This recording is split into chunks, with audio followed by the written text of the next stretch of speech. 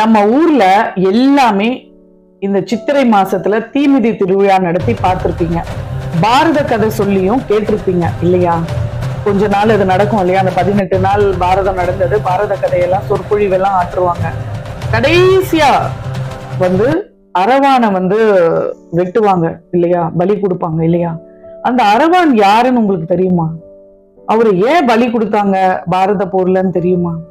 அந்த மகாபாரதத்துல சொல்லப்படாத அந்த அரவானோட கதையை தான் இன்னைக்கு நாம இந்த பதிவுல பார்க்க போறோம். என்ன மக்களே, ரெடியா? வீடியோக்குள்ள போலாமா? வணக்கம் மக்களே, welcome to our divine drops. இன்னைக்கு நாம பார்க்க போற அந்த கதாபாத்திரம் மகாபாரதத்துல வர கேரக்டர் பார்பரிக்.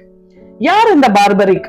அந்த பார்பரிக் எப்படி இந்த அரவான் ஆனான், எப்படி பலியானான், அவனுக்கும் கிருஷ்ணருக்கும் அவனுக்கும் மகாபாரதத்துக்கும் என்ன சம்பந்தம் அப்படின்னா, இந்த பார்பரிக்கன் வேற யாரும் இல்லைங்க, நம்ம பீமன் இருக்கான் இல்லையா? பாண்டவன்லயே பலசாலியான பீமன், அந்த பீமனோட சொந்த பேரங்க. பீமனோட மகன் கடோத்கச்சனோட மகன் தான் இந்த பார்பரிக்.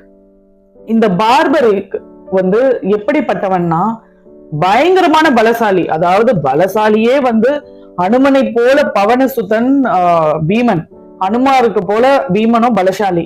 அதுக்கடுத்து அந்த பீமனுக்கே குரு அப்படின்னு சொன்னா இந்த பார்பரிக்கன் தான். கடோர்கச்சனையும் தாண்டி, பீமனையும் தாண்டி இந்த பார்பரிக்கன் பலசாலி அப்படின்னு சொன்னா மிகையாது. சோ இந்த பார்பரிக் அதிகமா பேசப்படாதவன் அவனை பத்தி.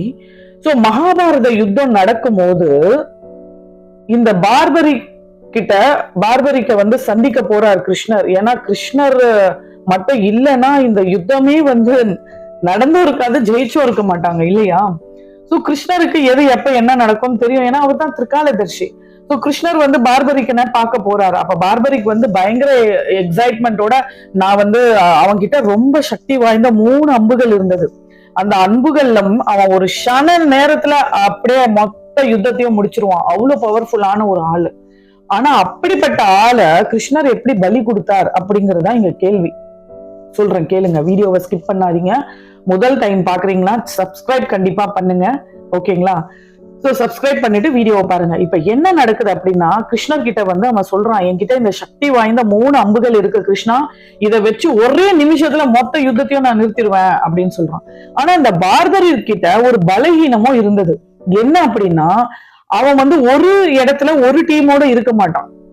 எந்த டீம் பலகீனமா இருக்காங்களோ, வீக்கா இருக்காங்களோ, அவங்க டீம்ல தான் அவன் சேருவான்.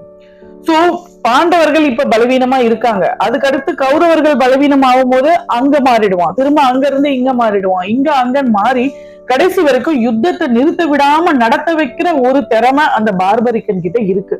சோ இந்த யுத்தம் நிக்காம நடந்துட்டு இருந்தா அது உலகத்துக்கு நல்லதா?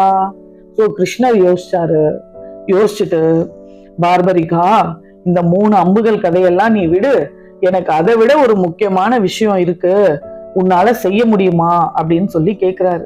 கிருஷ்ணர் கேட்டு யாராவது மறுப்பு சொல்ல முடியுமா? சோ பார்பரிக்கன், நீங்க எது கேட்டாலும் நான் செய்யறேன், சத்தியம் அப்படின்னு சொல்லிட்டான். சோ பகவான் கிருஷ்ணர் பார்பரிக்கனை பலி கொடுக்க, உன்னோட தலை எனக்கு வேணும், ஏன்னா அவன் இருந்தான்னா இங்கேயும் அங்கேயும் ஓடிட்டு யுத்தத்தை முடிக்க வைக்க மாட்டான், அதனால உன்னோட தலை எனக்கு வேணும் அப்படின்னு சொல்லி கேக்குறாரு. அவன் உடனே ஒரு நிமிஷம் கூட ஷாக் ஆகல, யோசிக்கல, எதுவும் இல்ல, கைய கூப்பினான், சர்வம் ஸ்ரீ கிருஷ்ணா அர்ப்பணம் ஆஸ்து அப்படின்னு சொல்லிட்டான். அதுக்கப்புறம் அவன் அவனோட ஒரு ஆசைய சொல்றான். கிருஷ்ணா, உன்னோட ஆசைக்கு இணங்க நான் என்னோட தலைய பலி கொடுக்க தயாராயிட்டேன். ஆனா எனக்கு ஒரு ஆசை இருக்கு, எனக்கு மகாபாரத யுத்தத்தை பார்க்கணும்.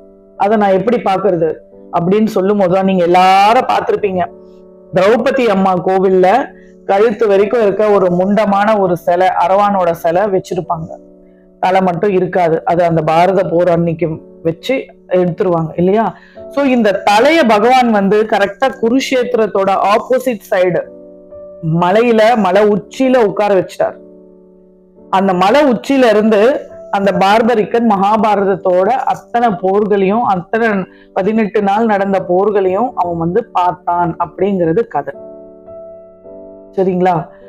சோ இந்த பார்பரிக் பிற்காலத்துல யாரு அப்படின்னா, கிருஷ்ணர் கேட்டு கிருஷ்ணருக்காக அவன் சரணடைந்து சரணாகதி ஆகி அவனோட தலையையே பலி கொடுத்ததுனால அவனோட தியாகத்தை பாராட்டி இந்த கலியுகத்துல காட்டு ஷாம் அப்படின்னு சொல்லி எல்லாரும் அந்த பார்பரிக்கனோட தலையை தாங்க வணங்கிட்டு இருக்காங்க. நீங்க கூட வீடியோ யூடியூப்ல காட்டு ஷாம்னு போட்டு பாருங்க. ராஜஸ்தான் சைட்ல அதுவும் ஒரு கிருஷ்ணரோட அம்சமாவே கும்பிட்டுட்டு வர்றாங்க.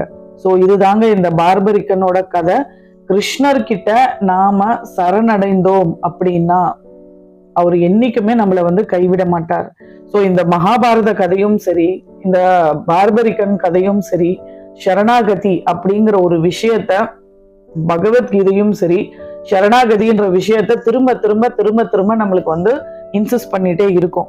ஸோ எவ்வளோ ஒரு பலசாலியா இருந்தாலும் அவனோட தற்பெருமையோ தன்னம்பிக்கையோ வைக்காம எல்லாத்துக்கும் மீறி பகவான் கேட்கும் போது சரணாகதிய அவன் கொடுத்துட்டான், பகவான் கிட்ட சரணடைஞ்சிட்டான். அதே மாதிரி தாங்க கிருஷ்ணர் ஏன் புல்லாங்குழல் வச்சிட்டு இருக்காரு?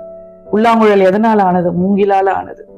ஸோ அந்த மூங்கில் கிட்ட எனக்கு உயிர் வேணும் அப்படின்னு கேட்கும் போது அந்த மூங்கில் எதுவுமே சொல்லாம அதுவும் கிருஷ்ணார்ப்பணம் அப்படின்னு சொன்னதுனாலதான் தொலை போட்டு தொலைச்சு அத்தனை கஷ்டத்தையும் அது ஒவ்வொரு ஓட்டை புல்லாங்குழல்ல போடும் போதும் அந்த ஓட்டைகளை அந்த மூங்கில் தாங்கியதாலதான் அது கிருஷ்ணரோட உதட்டுல இருக்கு, பக்கத்துல. ஸோ நீங்களும் கிருஷ்ணரோட பக்கத்துல வரணும், நெருக்கத்துல இருக்கணும், அவரு கூட அவரோட அன்பை அவரோட ஸ்பரிசத்தை உணரணும், அவரோட அன்பை உணரணும்னு நினைச்சீங்கன்னா கிருஷ்ணம் வந்தே ஜெகத்குரும் சர்வம் கிருஷ்ணார்பணமாஸ்து அப்படின்னு சொல்லி எந்நேரம் அவரோட நாமத்தை ஜபிக்க ஆரம்பிங்க. கண்டிப்பா சரணாகதி உங்களுக்கும் கிடைக்கும், கிருஷ்ணரை நீங்களும் உணர்வீங்க. என்ன மக்களே, இந்த கதை உங்களுக்கு பிடிச்சிருக்கா? இனியும் இந்த மாதிரி இன்ட்ரெஸ்டிங்கான நம்ம மோட்டிவேஷனல் இன்ஸ்பிரேஷனல் கதை வீடியோஸ் பார்க்கலாம்.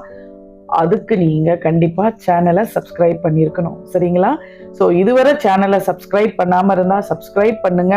மறக்காம பார்பரிக்க பத்தி நீங்க என்ன நினைக்கிறீங்கன்னு கமெண்ட் பண்ணுங்க, சரியா? லைக் பண்ணுங்க, இந்த வீடியோவை மற்றவங்களுக்கும் ஷேர் பண்ணுங்க. ராதேஷா.